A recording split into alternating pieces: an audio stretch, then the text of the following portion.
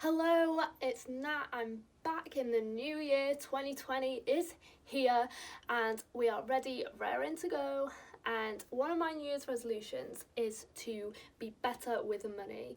I'm one of those students who has always been in their overdraft the whole time they've been at university. And I'm not talking like £100 into my overdraft, I'm talking like deep, like maxed out my overdraft constantly. But exciting news, just before Christmas, I got out of my overdraft. Way! And since it's my third and final year, I'm going to be needing money to move out, to live, just stuff like that. Savings obviously makes everything better. You know, I don't need to explain these things to you. Everyone knows saving makes your life a whole lot less stressful. So if you're wanting to have a stress-free 2020, I think saving is a good idea. So I'm going to give you my top 3 tips on how I got out of my overdraft and how I am managing to stay out of my overdraft. You've all heard me rave about charity shops before. Like, I love charity shops. They're one of my favourite things. One of my favourite hobbies is going charity shopping, which I don't know, is that kind of sad? I don't know.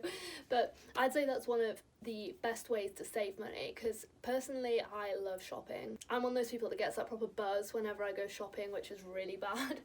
So last year I decided to be super strict on myself, and I know that's not what you want to hear, you know, you have to be strict on yourself, but you kind of do when you're talking about money.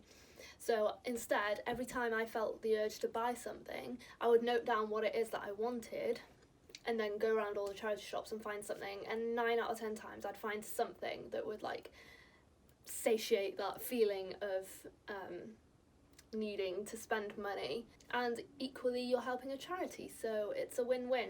And usually, you know, you can easily spend like £50 on ASOS or whatever, and you go into a charity shop, come out with like a big bag full for like a £5. Sick. So that's my first tip, is if you're a shopaholic, just do charity shopping. So tip number 2 is to open a separate bank account for your savings, because we've all been guilty of being like, yeah, I'm gonna save, and then just leaving it in your own account and then eventually just whittling down that money until it's all gone. But if you set aside a separate account, you can completely see how much you have to spend and how much you have to save, and it makes it so much clearer. Even if you don't open a savings account but just another basic bank account, then you know you have access to that money if you desperately need it, but also it's there and you can see it, and then it's disheartening if you want to take that money out. So it's nice having it in a separate bank account where you can see exactly what you're not meant to spend and exactly what you can spend. And my last tip is a very studenty one, and it's in terms of alcohol. If you're a fan of going out and drinking, that sort of thing, then it's so easy to just pop to JD's or like the corner shop and get your vodka or whatever alcohol you drink. But that can be so expensive, and if you're going out once or twice a week or more, then it can quickly drain your bank account.